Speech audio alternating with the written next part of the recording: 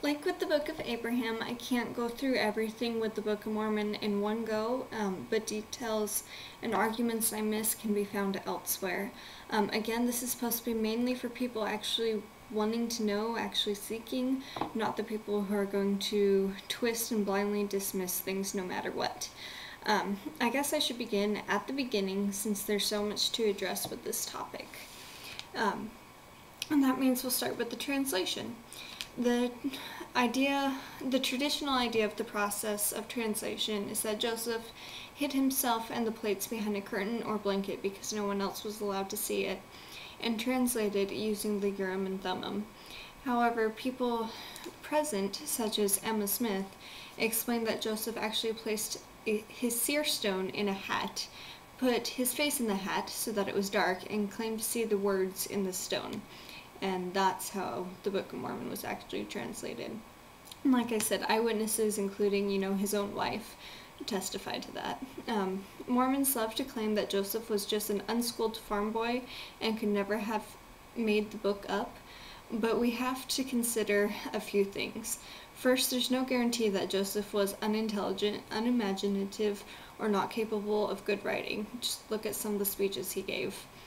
His mother also told of how he loved to create stories about Native Americans. Coincidence? And of course, he had his cousin, Oliver Cowdery, who was a teacher to help him. There were also many speculations at that time about natives descending from the Hebrews, and a book called View of the Hebrews with astounding similarities to the Book of Mormon was published not long before in that same area. There is also some interesting parallels between names in Joseph Smith's area and names in the Book of Mormon, as well as many borrowed from the Old Testament. Unfortunately for Joseph, he didn't actually know some important things and created some anachronisms in the Book of Mormon because of it. Anachronisms are things that are out of place in a certain time period or place. I'll probably miss some. There's so many. Many of the plants and animals, such as horses, elephants, and barley, did not exist in the Americas at that time period. Neither did iron or smelting, the process which creates iron, or steel, which can be found and identified fairly easily by archaeologists. Most Native American weapons, tools, and jewelry in all parts of the Americas were made from stone and other non-metal materials. And my cat is on the table again. There are also no coins to be found despite the system of measurements identified as being coinage, I believe, in Alma. Continuing on with the theme of things not existing, where are the cities? Where are Zarahemla and Bountiful?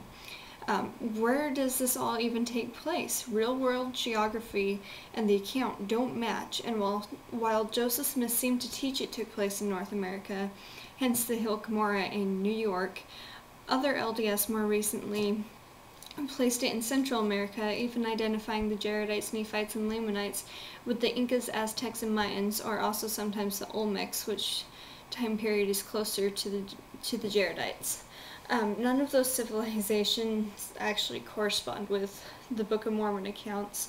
Time period and civilization, religion, all of that are different.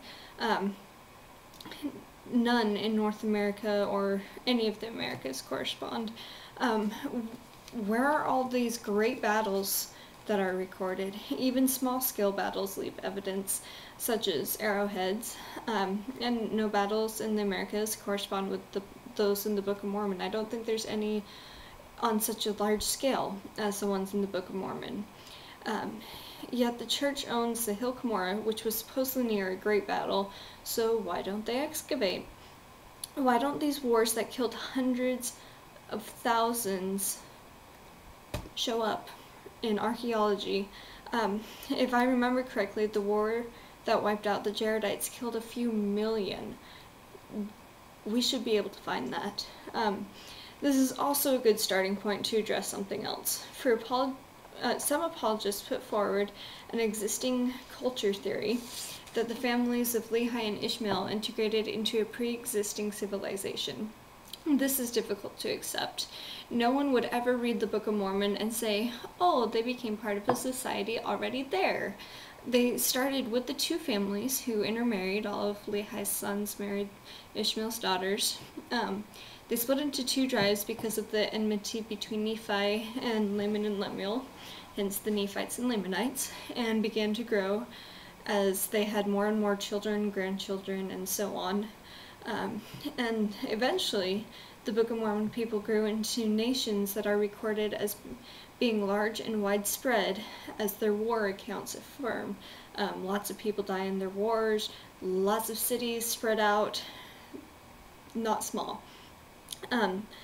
It would also be highly doubtful that the arrival of two families in a larger existing civilization would have caused their rivalries in religion and family divisions to extend to the whole nation.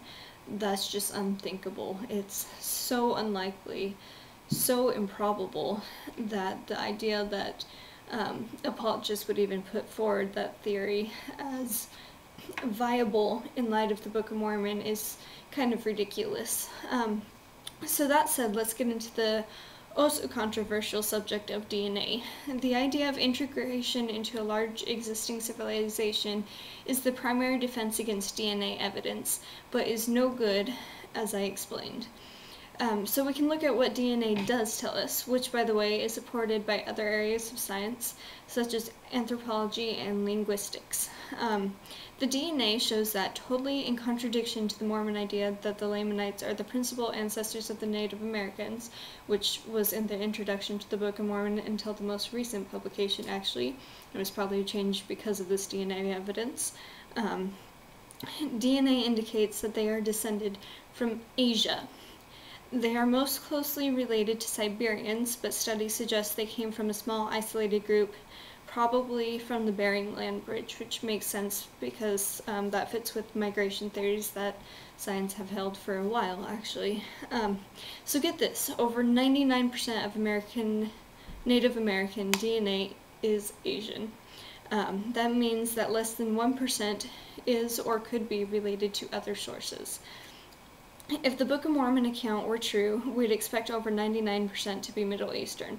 And just look at their faces. You go look at a picture of someone from Siberia, or just Asia in general, and they look pretty similar to Native Americans. I mean, there's some differences. After thousands of years of separation, you would expect some.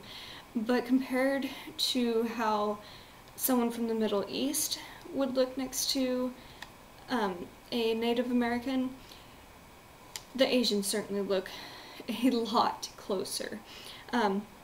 Some LDS apologists love focusing on a DNA type called haplo-X, but there are issues with that. First, it's found in a minority of Native Americans, so it would require the integration theory, which doesn't work in light of the Book of Mormon itself. And second, it appeared in the Americas thousands of years before Nephi supposedly did, which means it doesn't prove that the Book of Mormon people came and brought it. It just proves that it was already there.